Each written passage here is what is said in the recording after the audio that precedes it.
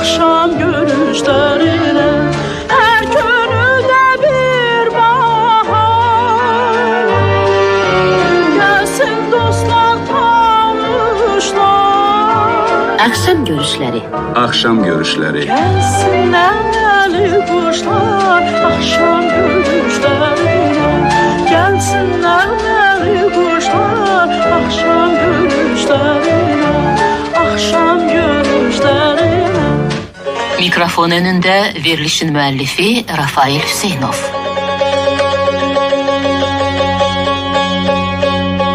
Akşamınız xeyir hörmətli dinləyicilər. Bugünkü verilişimizi unudulmaz xanəndəmiz Canali Əkbərovun xatirəsinə həsr edirik.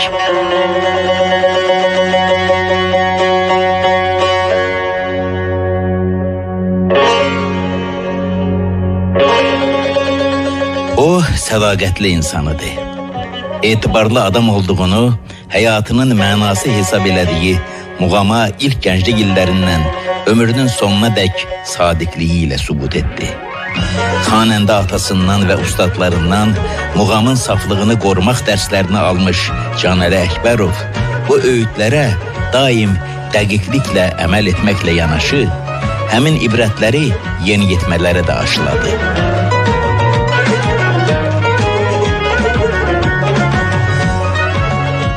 On illər keçəcək, 100 illər dəyişəcək.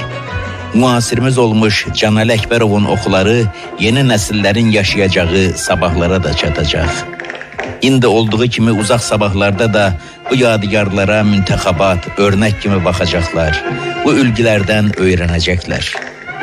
Səs yazma kəşflərinin hələ gələcəkdə olduğu keçmiş əsrlərdən üzübəri ağızdan ağıza, dildən dilə, barmaqdan barmağa, yaddaşdan yaddaşa ötürülə indiyədək salamat gəlib çatıbsa, bunun səbəbkarları elə Canali Əkbərov kimi muğamın təmizliyini, duruluğunu qoruyub saxlamağı bacarmış insanlar muğama, el musiqimizə sədaqətli şəxsiyyətlər olub. Canali Əkbərov el adamıydı. Daim xalq içərisində idi. Oxuduğu muğamında səliqəli olmağı, həmişə nizamı, sahmanı hifz etməyi bacardığı kimi, insani münasibətlərində də eyni meyarlara daim riayət eləyirdi.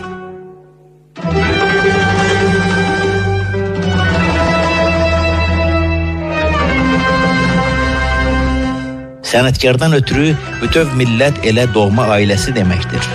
Ancaq sən bu böyük ailənin layiqli övladı olmaq üçün gərək əvvəlcə öz balaca ailənin, əslinin, şəcərənin içərisində nümunəvi olmağa bacarasan. Canali Əkbərov hələ yeniyetmə yaşlarından ailənin də, nəslin də sevimlilərindən olmuşdu. Yaşa doldu, sənət aləmində şöhrətləndi, ailənin də, nəslinin də iftixarına çevrildi.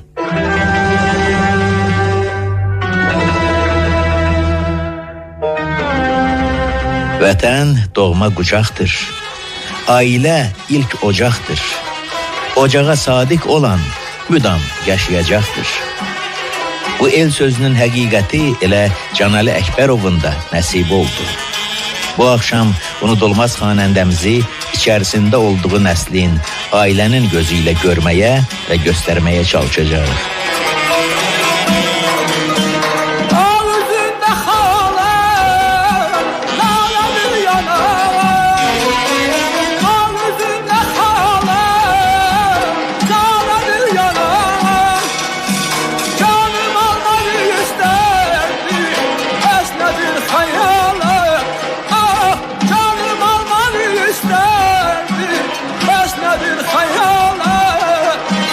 Yaraşmış gözü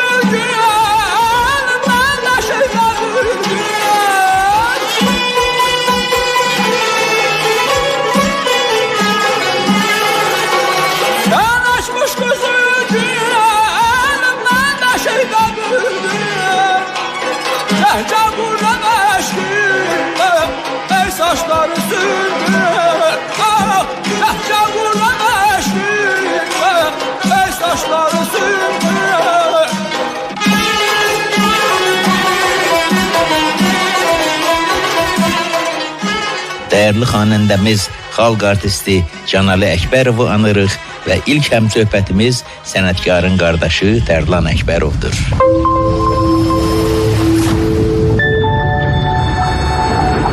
Sözümüzün qəhrəmanı Canəlidir.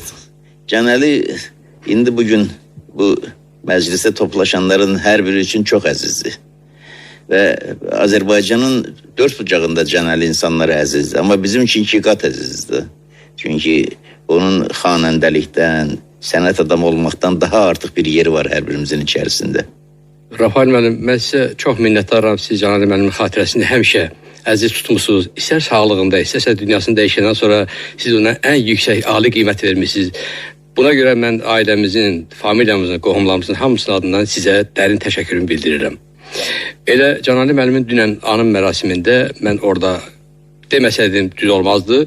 Canali müəllim dünyasını dəyişəndən sonra siz onun vəfatının bir illik il dönümü münasibətindən bir axşam görüşləri verilişini hazırladınız və onu efirə buraxdınız. O veriliş mən deyərdim ki, bugün Azərbaycan radiosunun fonotekasında ən qiymətli bir şedevr səviyyəsində bir yaradıcılıq məhsuludur. Siz ora o qədər gərgin zəhmət sərf eləmişsiniz. Canali müəllim şəxsiyyətinə o qədər yüksək qiymət vermişsiniz ki və orada gözəl bir cümlə işlətmişsiniz ki, bir vaxtlar Canali müəllimin öz müsahibəsində, yəni rəhmətli bizim ulu tarçalarımız, bizim misilsiz tarçalarımız, böyük tarçalarımız Hacı Məmmədov haqqında müsahibə vermişdi. Siz o müsahibəni, indiki dövrdə müsahibənin bəzi hissələrini xırda ixtisarlarla dinləyicilərə təqdim etdiniz. Canali müəllimin sənət yoldaşları haqqında dediklərinə uyğun da tövsiyə etdiniz ki, bu adamın özünün də şəxsiyyəti haqqında siz mühakimələr yürüdə bilərsiniz. Artıq orada hər şey öz sözünü deyir. Mən Canali müəllimin qardaşı olmağımdan hər yerdə fəxr eləmişəm. Ələlxüsus ona görə ki, mən hüquq təhsili almışam. Harda olmağımdan asılı olmayaraq istər-istəməz diqqətlər mənə yönəlib ki, bu Canali Əkbərovun qardaşıdır. Əlbəttə, fəxarətli mərtəbədir, amma həm də məsuliyyətli məqamdır. Çünki istər-istəməz adam özünü yığışdırır, oturuşuna, duruşuna, sözünə və ətrafdakilərlə münasibətə təbii ki, redaktəli bir baxış sərgiləməli olursa. Tarih ilə gətirib ki, rəhmətli atamız bildiyiniz kimi, yəni ki, dinləyicilərin də böyük əksəriyyətli məlumatı var. Çox monumental xanəndə olub, ömür boyu Tara Kamançayı oxuyub, rəhmətli Bəhram Mansurovun kiçik qardaşı Nadir Mansurov və Azərbaycan kamança sənətinin ən ulu nümayəndələrindən biri, ən möhtəşəm nümayəndələrindən biri, dahi Müslüm Maqamayevin tələbəsi İsmail Talışınskidə kamança ifaçısı 25 il sənət yoldaşlıq edib, gözəl səs yadigarları qoydu. Düzdür, ömrünün ixtiyar çağlarındakı səslər bizə gəlib çatıb. Amma cavanlığında qəlbi xananda olub, onun pencəyi bu kəndə, o kəndə uğurlanarmış və mikrofon olmayan vaxtı dolu səslə, bunu mərhum Bəhram Mansurovun xatirələrindən biz bilirik. Dolu səslə elə oxuyardı ki, qonşu kənddə oxumaqları bizim kəndə gəlib çatardı.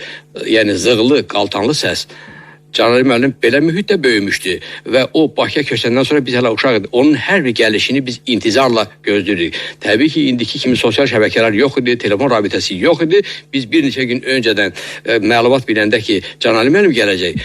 Biz bir də görürük ki, bizdən əvvəl rayonun ziyalıları, tanınmış şəxsiyyətlər hamısı bizim həyətə axışıb Canali müəllimin gəlişini gözləyir. Hansısa elə bir ki, həz ziyarətindənmi, Kərbəla səfərindənmi, ya digər möhtəşəm məclislərdən kimsə çox belə tanınmış bir insan gəlir. Onun sərcəsinə gəlirdilər, onun işığına yığışırdılar.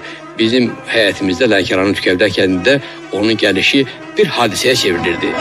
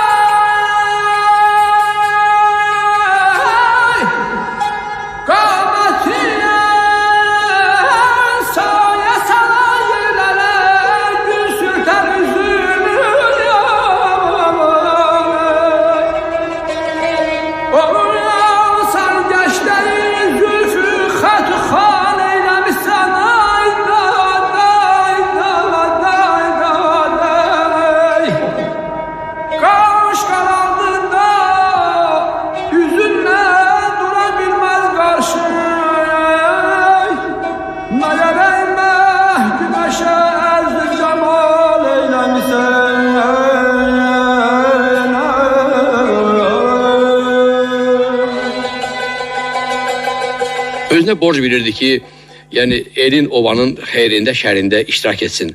Hətta fiziki baxımdan bəzi məclislərə çatdırmayan da sonradan mütləq həmin qapılardan gedib içəri girirdi. Qohumluq, qardaşlıq, kəçilik borcundan çıxırdı. Onun ifasını Lənkəranın Şağlasır kəndi var. Ora Bakının Nardaran kəndi səviyyəsində olan bir sənət məbədgahı deyim, sənət bilicilərinin məkanı mı deyim, Xan əmi başda olmaqla Azərbaycanın bütün qaymaq oxuyaları orada imtahandan keçirlər. Rəhmətli Zülfü müəllim Adıgözəlov, Zülfü bəy atamla dostluq edirdi, atama qaval bağışlamışdı və bunlar Canali müəllimin gözünün qabağında olmuşdu və o kəndə də həmişə gedib sənət söhbətləri edərdi və ən çətin, ən ağır toyları Canali müəllimə həvalə edilir ki, bu dinləyicilərin öhdəsindən o gələr. Hətta mən indi ad çəkmirəm, mərhum xalq artistlərdən biri gəlib Canali müəllimə dedi ki, Canali müəllim, mən Şağlasır kəndini yazdım özümün qara dəftərimə. Dedim, nə üçün? Deyir, orada dünən mən toyda idim, mən Bayat Şiraz oxuyurdum. Öz qulağımla eşitdim ki, çadırın arxasında iki arvad dedi ki, daha onun qolqışını qırdın da. Demək, burada arvadlar da muğam bilirlər. Təbii ki, Canali müəllim çox səliqəli adam idi, məsləhətli adam idi, sənətinə vurğun idi, sədaqətli idi. Rafael müəllim, siz bunları gözəl bilirsiniz və dönə-dönə də bunları qeyd eləmişsiniz. Canali müəllim muğamın bir notuna da xəyanət eləməzdi. Olduğu kimi oxuyardı və atasından necə öyrənmişsə Dahi xan Şunskidən, Seyid Şunskidən aldığı muğam tərbiyəsini, aşiqi olduğu Mütəllimovdan aldığı muğam tərbiyəsini o yaşadırdı, inkişaf elədirdi və tələbələrində də o cür sirayət edirdi.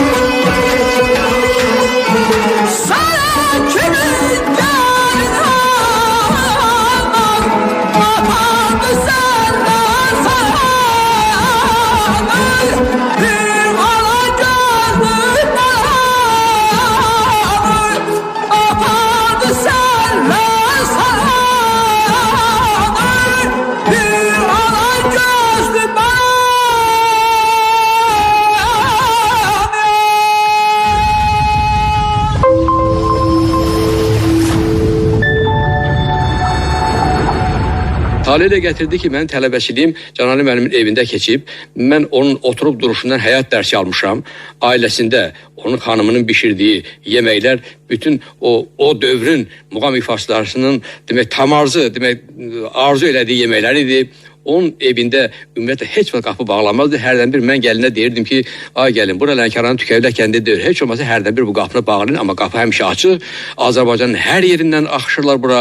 Sənət aşiqləri, demək ki, sadə insanlar, qohum əqrəba ümidlə qapısına üz tuturdular. Canali müəllim də haracan imkanı var idisə, haracan əli çatırsa, bir təmənli olaraq hamının qabağına düşürdü. Yeri gələndə öz ailəsini, uşaqlarını bizi düşünmədən onun qapısına ümid işığı ilə gələnlərin qabağına düşüb problemini həll etməyə çalışırdı. İndi nə dərəcədə bu ona müyəssər olurdu, o başqa söhbəti mövzusudur. Amma mərcəsinə mərdlik kimi bir, o ki, mərdana xüsusiyyətli bir böyük şəxsiyyət idi. O, həmin insanlara kömək eləmək özünün mənəvi borcu və bizə də bunları aşırırdı.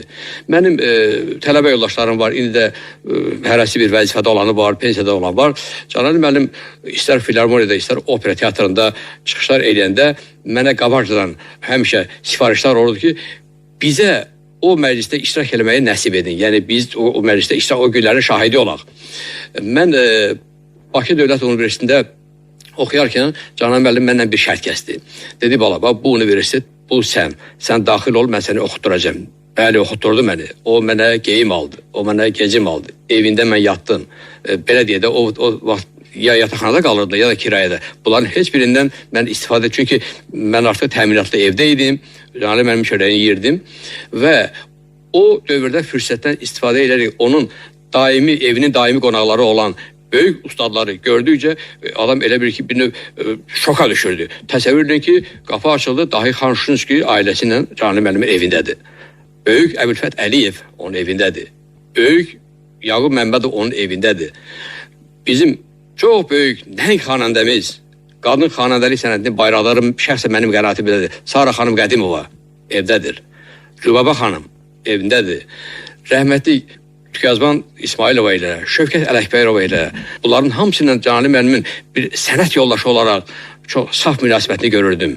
Yəni Canan müəllimin evinə sonraki dövrün tələbələri də gəlirdilər və biz onların Canan müəllimə münasibətini görürdük. Həm özümüz formalaşırdıq, həm də Canan müəllimə bir növ belə deyək də qürur hissi ilə baxırdı ki, Allah Taala nə yaxşı ki bizə qismət edib, biz belə bir böyük şəxsiyyətin qardaşıyıq, onun ətrafındayıq, onunla yanaşı addımlayırıq. Bunlar əlbəttə indi adamın yadına düşdükcə o günlərdən ötürü adamın burnunun ucu göynür. Rafael müəllim, siz çox sağ olun ki, o dövrdə də bir neçə silsilə verilişlər həsr eləmişsiniz. 30 milyondan biri televiziya üçün və yaxud da axşam görüşləri verici. Mən özümə borc bilərəm və bunların əvəzini sizə biz verə bilmərik. Yəni siz o boyda zəhmətlə bunları, məhəbbətlə bunları hazırlamışsınız.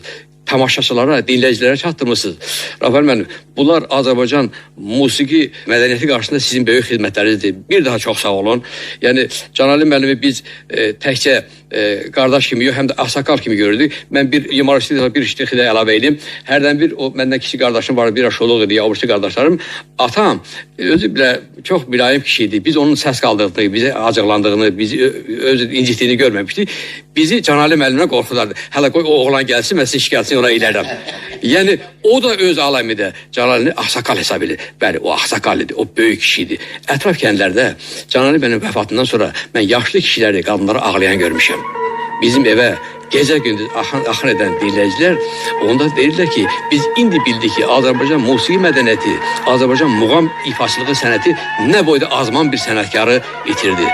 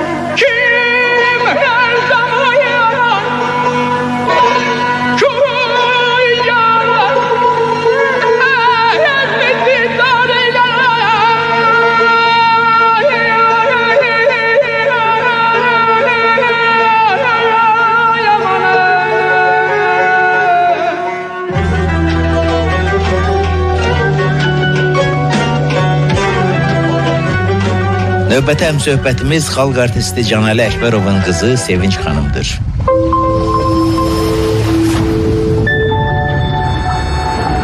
Sevinç xanım, atası, valideyni hamının tanıdığı bir insan olmaq əlbəttə ki, şərəfdir. Xüsusən adam indi bu kiçikkən məktəbdə oxuyanda, bu gənc paytuşları ilə oturup duranda bundan iftixar edir. Amma həm də tanınmış bir atanın, tanınmış bir valideynin övladı olmağın özünün də bir ayrı məsuliyyəti var. Gərək ona uyğun da sən özün davranasan, cəmiyyət içərisində hərəkət edəsən. Və mən çox sevinirəm ki, sizlə üzbəyiz oturmuşuq və Canəlinin qızı ilə üzbəyiz əyləşmək, elə Canəlinin o ruhu ilə yanaşı olmaq deməkdir. Və Canəli muğamatı sevib, şeiri sevib, sənəti sevib, amma təbii ki, balasını onların hamısından çox sevib. Siz onun ürəyinin bir parçasısınız. Çünki bilirəm ki, Canəli çox övladları sevən, nəvələri sevən, ailəni sevən, ailəyə sədaqətli bir adam idi.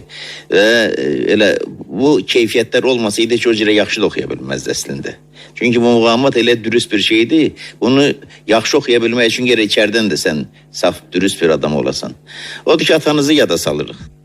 Çox sağ olun Rafael müəllim. Bu verilişi atama həsr eləmişsiniz. Sizin bu verilişiniz mənim gənclik illərimi xatırladır mənə. Gənclik illərində mən otururdum atamla bərabər. Dedi, qızım, aç radionu, indi Rafael müəllimin axşam görüşlər verilişi başlayacaq. Çox samballı bir verilişdir, çox dəyərli bir verilişdir, çox dəyərli bir insansınız, gözəl də aparıcısınız. Ləzzət edir bizə, həzz alırdıq o verilişə qulaq asdıqca. Elə bilsən ki, bulaq kimi axırdı sizin səsiniz, danışığınız. Qaldı Canəl Əkbərov haqqında danışmaq. Mən həmişə deyirəm ki, mən fəxr edirəm ki, Canəl Əkbərovun qızıyam. Yəni bunu çöldə bayırda heç vaxt istifadə eləməmişəm. Deməmişəm ki, ay mən Canəl Əkbərovun qızıyam, belə yox. Canəl Əkbərov gözəl ata, qayıkeş baba idi. Həm də tələbkar ata idi, çox tələbkar idi. Çox qadağalar qoyurdu bizə. Yadımdadır ki, orta məktəbdə getdim, özümü yazdırdım musiqi məktəbinə, rəqsə. Buna demədim, beni səhv elədim, buna demədim. Neysə, gəlib mamamdan soruşub ki, hardadır? Deyib, bəs gedib rəqsə yazır özünü. Bir də gördüm ki, gəldi, məni rəqsdən çıxartdı. Dedi, qızım, olmaz. Məndən icazəsiz gəlmirsən, olmaz. Özünü sevən insan idi, dəyər verirdi özünə. Səsinə, səsinin vurğunu idi. Deyirdi ki, məsəl üçün, qoy o muğamatımı, məsələn, Zabul Segahı, ya Baytı Şirazı, ya Şahnazı qoyurdum. Deyirdi, qızım, bir də fırlat ovalı. Fırladırdım. Bəlkə yanılmasın 4-5 dəfə eyni yerə qulaq asırdı. Deyirdim, ayaldı, görürsə bu belə niyə eləyir?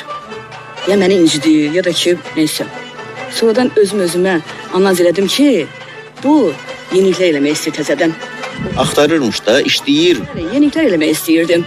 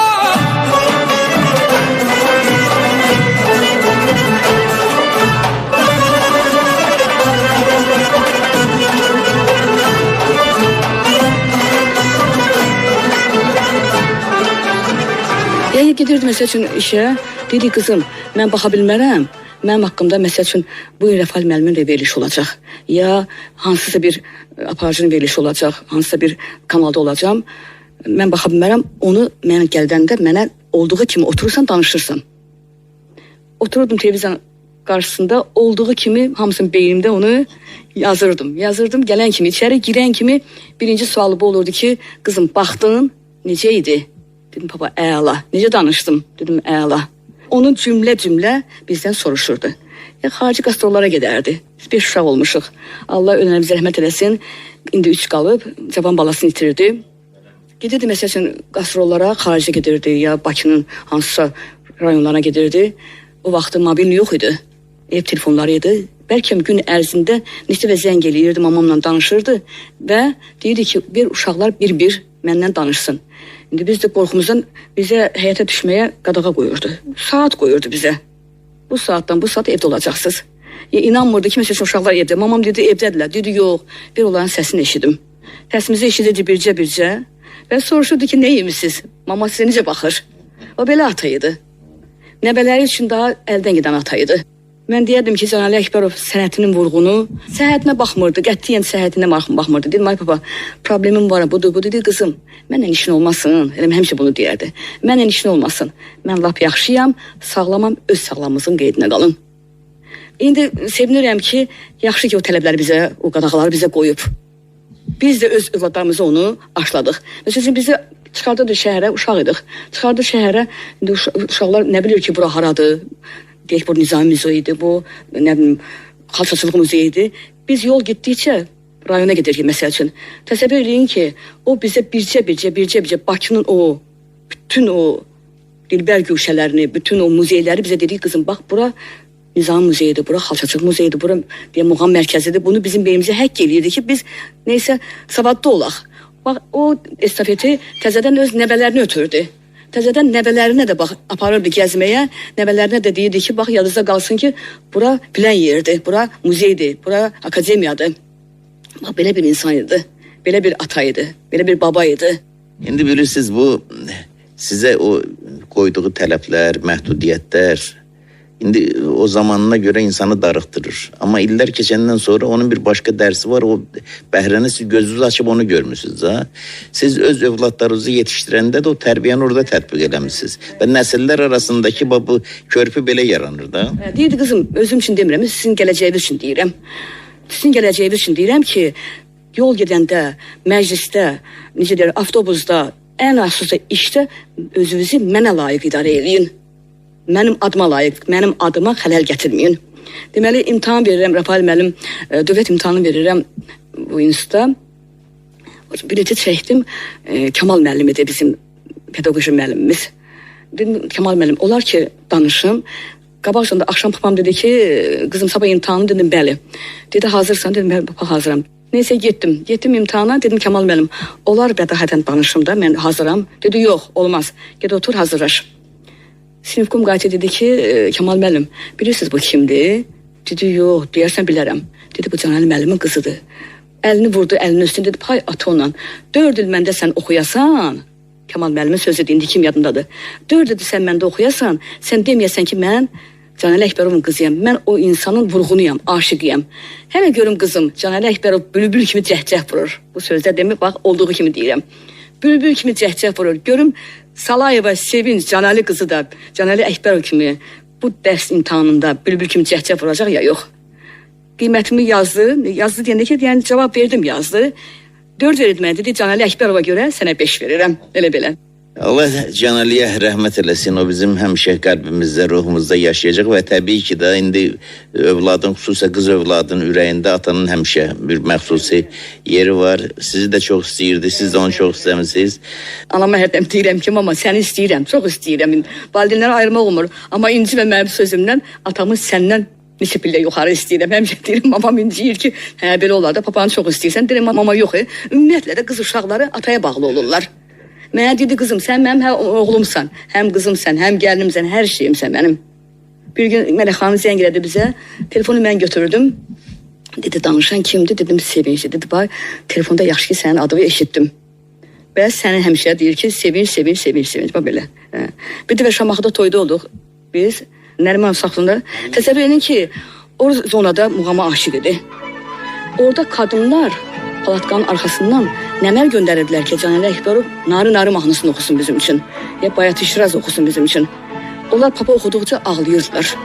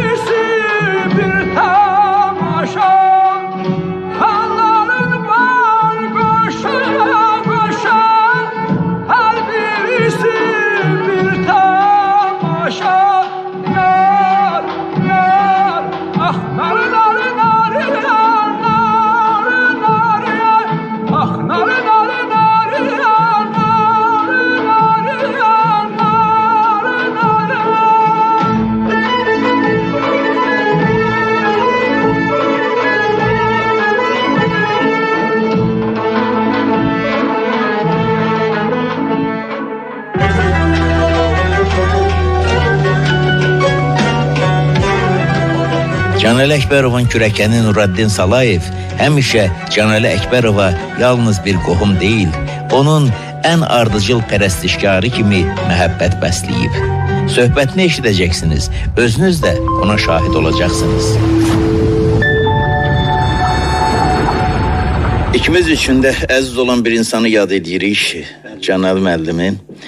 Canəli bizim ömrümüzdə də Azərbaycan musiqisinin, Azərbaycan mədəniyyətinin tarixində də silinməz izlər qoymuş bir insandır. Əlbəttə ki, onun haqqında bütün gələcək içərisində də yazacaqlar, deyəcəklər.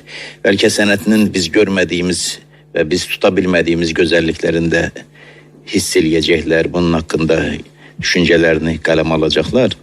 Amma hər halda bizim bir başqa üstünlüyümüz var ki, biz bir köynək yaxın olmuşuq, yanında olmuşuq, nəfəsini duymuşuq, səsini eşitmişik. Ona görə mən istəyərdim ki, sizin gözünüzlə görünən Canəli müəllim haqqında düşüncələrinizi, xatirələrinizi, yaddaşlarınızı bölüşəsiniz.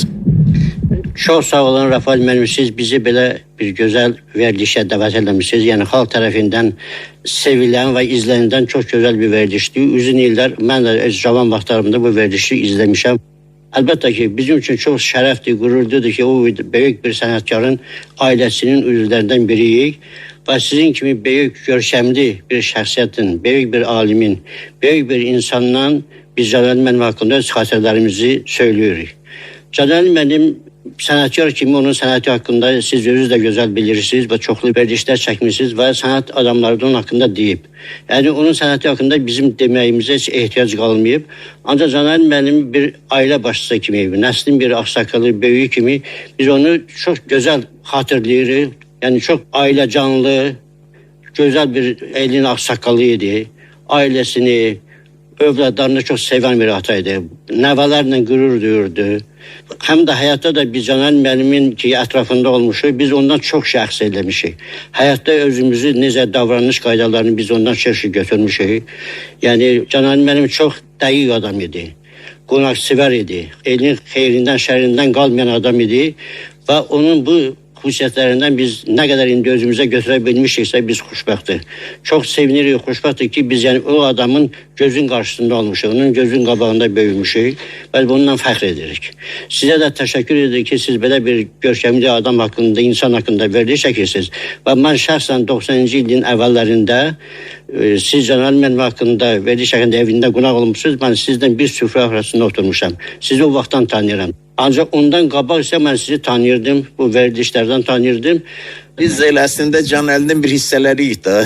Sizin haqqınızda da bir iki kəlmə demək istəyirəm. Mən 80-ci illərdə, yəni 87 təxminənlə əsas o dövrdə sizin o vaxtı trilogiya çıxmışdı. 3 dənə kitabınız çıxmışdı.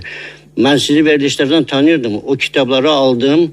Kitabları oxuyanda mən çox bizim ədibləri sevmişəm, onların kitablarını oxuşam, başda Səməd Vurğun olmaqla. Siz yeganə yazıcı olmuşsunuz ki, mən sizin əsərinizi oxuyanda kitabı, sizin səsinizi eşidirəm. Sanki elə bil ki, onu siz mənə danışırsınız. Canəli müəllim öz ifalarını da dinləməyi çox xoşlayardı. Özü də əsasən mən oturardım onunla, mənə deyər falan muğamı qoy. Qoyurdum və deyirdi səsi ver.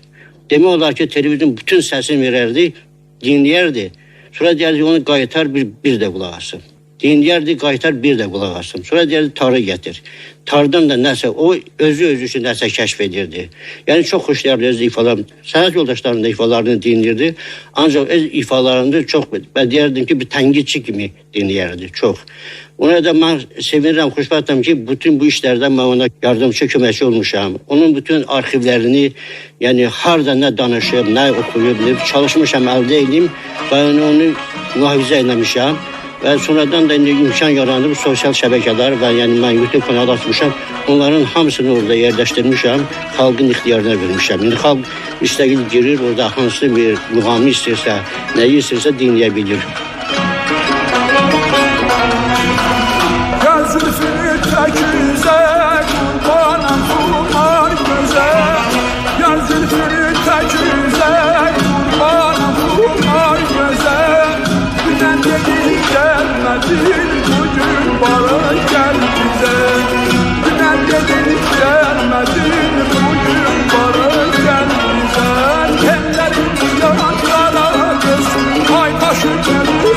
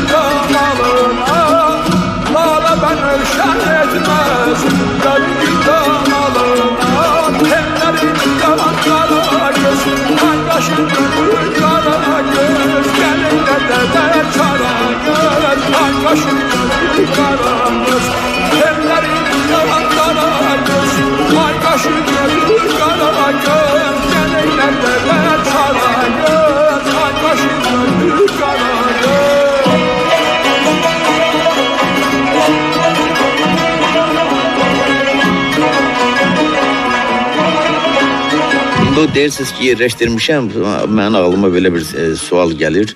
İndi bu Canəli müəllimin radioda, televiziyada oxuduqları, müxtəlif konsertlərdə çıxışları ki var, onları lent alıblar, bunlar öz yerində. Bunlar hamısı rəsmi çəkilişlərdir.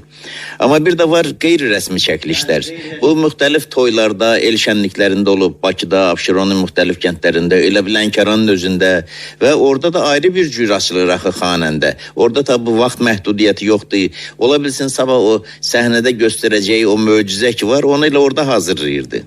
Düz deyirsiniz, çox gözəl vurğuluyorsunuz. Biz hətta şahid olmuşuq, Bakı kəndlərində toylar olardı. O bizə deyirdi, o bilirdi ki, biz bu qamatı necə sevirik, dinləyirik və deyirdi ki, məsələn, Kürdağana kəndində və yaxud da ki, Hövsan kəndində falan, Bakının Narların kəndində möhtəşəm toy olacaq. Çoxlu xanandalar olacaq, siz də gəlin. Biz gedib burada iştirak edəmişik. Bizim çox sevimli böyük xanandalarımızla yanaşı Canəli müəllim və orada siz deyən möcüzələri biz görmüşük. Canəli müəllimdə orada elə qeyri-ixtiyari ifalar görmüşəm ki, gərək onun şahidi olasan. Və onun o lentlərini, toy lentlərinin əksəriyyətini mən tapmışam, onları da yerləşdirmişəm, YouTube kanalında var. Hələ əldə eləmədim, çox lentləri də var. Eşitdiyimiz adamlar ki, onlarda var. Biz müraciət edəmişik, hələ ala bilməmişik. Yəni Canəli müəllimin qeyri-rəsmi belə ifaları da çoxdur. İndi məsələn birini də mən verərəm sizə ki, istifadə eləyəsiniz. İndi dediniz yadıma düşdü. Çünki məsələn vaxtı ilə burada bu Nizami Muzeyində mən bir Füzuliyə həsr olunmuş bir tədbir düzəltmişdim. Orada Füzuli ilə bağlı bir çox qəzəlləri oxudu. Amma tamam başqa tərzdə də o demək televiziyada, radioda oxuduğu kimi ayrı bir tərzdə, daha yumşaq bir tərzdə oxudu. Hətta mən bəzi yoldaşlarım onu səsləndirəndə dedilər, yox, Canəli deyir. Dedim, yox, Canəlidir.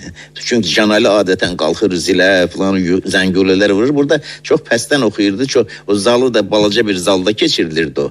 O auditoriyanda nəzərə alaraq, o şeirin özünün xüsusiyyətlərini nəzərə olaraq daha həzin bir tərzdə, daha belə məhrəmanə bir tərzdə ifa edirdi. Yəni bu da bir yadigardır. Yəni bunların hamısını toplamaq bir irsdir. Bunları gələcək nəslə çatdırmaq vacibdir. Vacibsi gözəl onu xatırladınız və mən o verilişi yazmışam. İndi sizdə olan daha... Təbii məndəki daha genişdir. Onu siz versəniz mənim üçün çox böyük dəyərli bir... Veriliş bir saat gedir, o mənim danışığım da əvvəldə, sonda bütün bu əlavə Canəlinin oxumağından, çıxışından verdiyimdə, amma bizim məclisimiz 2-3 saat davam eləmişdi. Onun hamısı sonra sığışan değildi. Ona görə orada çox idi.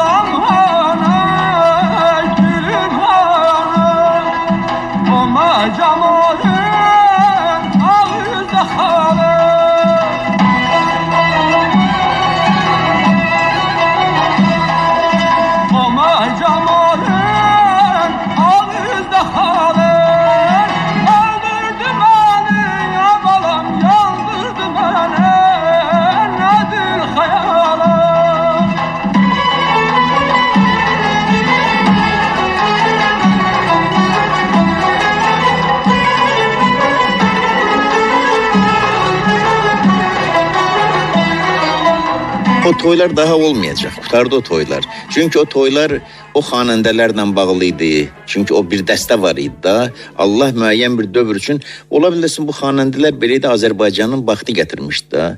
Məsələn elə bir dövr olub ki, Azərbaycanın birdən-birə çox nəhəng bəstəkarları var. Məsələn bir Qara Qarayev bir millətin bir əsrinə bəsdir. Amma Qara Qarayevlə eyni dövrdə Fikrət Əmirov var.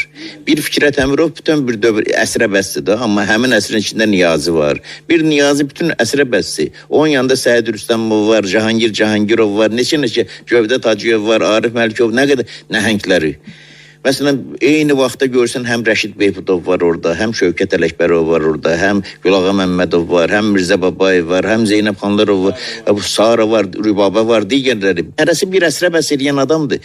Bir xalq üçün 3-4 xanəndə, 3-4 musiqiçi ilə bir 100 ili doldura bilir. İndi bax, həmən o Azərbaycanın xanəndə nöqteyi nəzərindən də xoşbəxt bir dövr idi.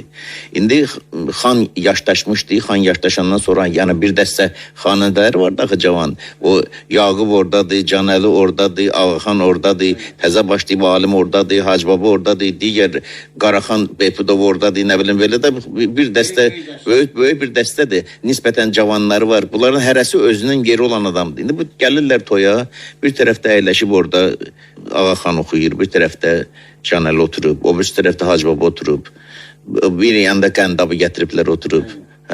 Və bunlar da bir-birini yarış daxı, meydandır bu. El eləməlisən ki, sənə o birisindən çox əl çalsınlar. Sənə daha çox sağ ol desinlər. Və o sağ olu deyən də, o əli çalan da hamısı sadə adamlar deyil, hal əhlidir. Başı çıxan adamdır, bilən adamdır. Və bu da bilir ki, bilənə oxuyur. Sənin bu televiziyada oxuyanda sən o hissiyat səndə ömründə ola bilməz. Sən gördüyün kimdir? Sən operatoru görürsən, orada kameranın yanında dayanıb, ansambl üzvlərini görürsən. Sən o beynindən təsəvvür eləyə bilərsən, mənə 1 milyon adam baxır, amma gözünün qabağındakı sənə ilhamı verir axı. Amma orada o 200 nəfər adam orada 5 milyona bərabərdir. Üzr istəyirəm, sözü kəsirim. Orada özdə o kamera çəkən də işara edir ki, vaxtı az qalır. Yəni orada da bir tələsiklik var. Yəni o şeylər ki, göstərmək istəyir, ona vaxt çatır. Odur ki, o toylar olmayacaq, qutardı. Yəni o toylar olacaq, yenə insanlar evlənəcək, ailə. O xanəndələr olmayacaq, o tamaşaçılar olmayacaq. Ona görə o irs ki var, bu da bir sərvətdir. Həmin o toylarda yazılmış o xanəndələrin yarışları. İndi Vamiq öz tərəfindən çox işlər görür da, bu faydalı işdir. O çalğısı, fəaliyyəti, musiqisi öz yerində, amma bunu da görür. O lentləri daimi yığıb, toplayıb, indi paylaşır, insanlara çatdırır. O siz də düz edirsiniz. Bu şeylər yayılmalıdır, çatmalıdır. O alimin də məsələn ailəsindən və alimin də ailəsindən görürəm ki, o toylarda olanlar hamısını yığırlar, məclislər olanları çatdırırlar. Bu millətin sərvətidir da. Bu kitab kimidir məsələn. Gərək millət hamısı oxusun bunu. Hamısı dinləsin, hamısı görsün. Elədir, Rafal, mən çox düz deyirsiniz. Yəni mən özüm YouTube kanalı izləyəndə mən görürəm, alimin də hansısa toyda oxuyurdu, gəldi. Mən onu dəfələrlə dinləyirəm, görürəm ki, nə üçün onlara da, yəni ekranda biz onları görmüşük. Onların toy möcüzələrini də yəni görmək o daha yaxşıdır. O da yəni sağ olsunlar ki, vaxtında bunları lentə alıblar. Və siz düz buyuruyorsunuz ki, indi də Bakı kəndləri var. İndi əhali daha da ondan da artıb. Bəlkə də imkan ondan da çoxalıb. Ancaq o toylar indi ondan da çoxlu toylar olur. O keyfiyyətdəki toylar yoxdur. Yəni o mənadakı o dinləyici də yoxdur. Və o indi açıq etiraf edək ki, Rafal müəllim, indi həmin o xananda dəstəsi də yoxdur da. Əsas məsələ odur ki, yəni o vaxt ki, elə nəhəng xanandalar vardı. İndi mən hesab edirəm ki, yəni o dəstə yoxdur. Bunlar da yəni o cür keyfiyyətli toyların, yəni həmin dövrün toyların olması üçün həm xananda dəstəsi olmalıdır, həm o insanlar olmalıdır. Yəni ona görə sizə, ona görə biz çox dərin təşəkkürümüzü bildiririk ki, siz məsələn bugün belə bir verilişi ərsəyə gətirirsiniz. Siz də sağ olun və yaxınlardan, qohumlardan, dostlardan, tanıyanlardan kim Canəlini və Canəlik qəblindən olan insanları, onların yaradıcılığını yaşatmaq, təbliğ eləmək yolunda iş görürsə, bu artıq millətə xidmət deməkdir. Çünki bu millətin irsidir. Canəli sənin mənim deyil ki təkcə. Sənin mənim ola bilər dost, qardaş, canciyər kimi. Amma yaradıcılığı ilə Canəli hamınınkidir, millətinkidir. Odur ki, və nə qədər ki bu muğam var, bu musiqi var və Canəli bütün millətinki olacaq, biz olmayanda da bir başqaları çıxacaq ortaya ki, görəcək bu irs var və yaradıcılıq var, onu təbliğ eləyəcək, təqdir eləyəcək, gələcək nəsillərə də tanıdacaq. Odur ki, mən də sizə çox təşəkkür edirəm ki, bu irsi yaşatmaq yolunda böyük işlər görürsünüz. Bu yalnız ailə adından görülən iş deyil, bu millət namında görülən işdir.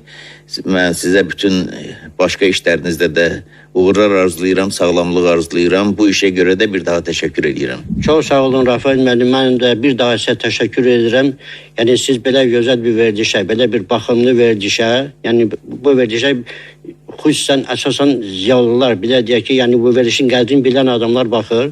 Həmin verilişdə məsələn siz məni qonaqçı kimi çağırmısınız, böyük bir sənətkar haqqında bir qohumluqdan kənarda. Mən buna fəxr edirəm. Fəxr edirəm ki, sizin kimi gözəl bir, böyük bir alimin, böyük bir şəxsiyyətin həm müasiri, həm də sizinlə bir üzrə dayanıb söhbət edə bilir. Buna mən görəm, mən çox fəxr edirəm.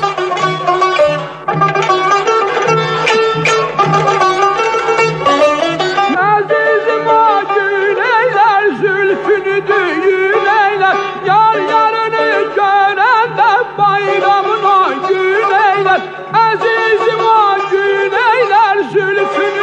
düğün eyle. Yar yarını görende bayramına gün eyle. Koy gülüm gelsin aynana. Koy gülüm gelsin aynana. Koy yarım gelsin aynana. Kapıda duran oğlana İrehmin gelsin nene. Koy gülüm gelsin aynana. Koy yarım gelsin aynana. Kapıda duran oğlana bir rahmin gelsin nene.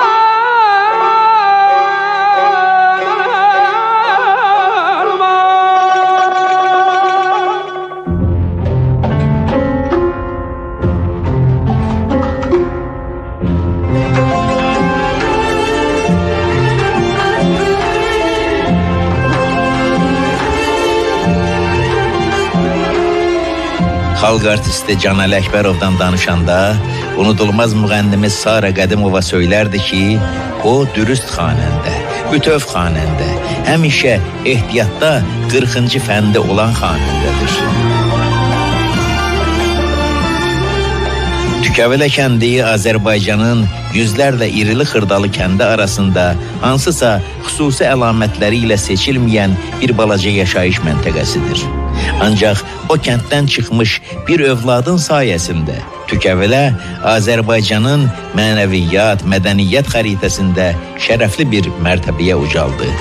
Canəli Əkbərov məlahətli avazı ilə sənət üfüqlərimizin ucalıqlarında qaldıqca öz doğma ata-baba yurdunu da, bütöv Azərbaycanı da yüksəldəcək, nurlandıracaq, şərəfləndirəcək.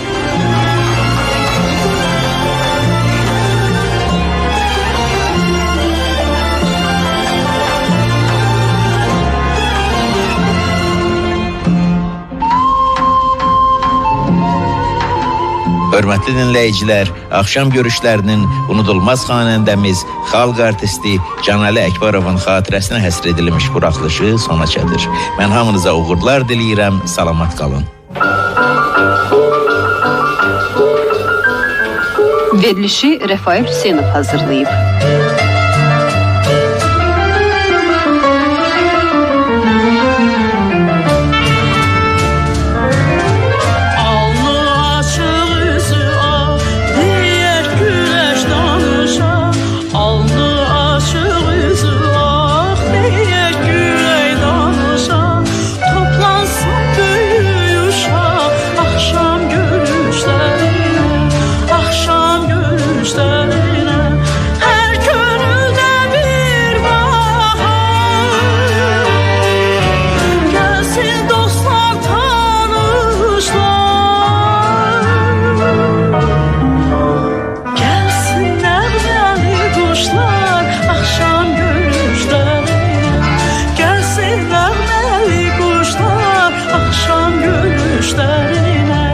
Akşam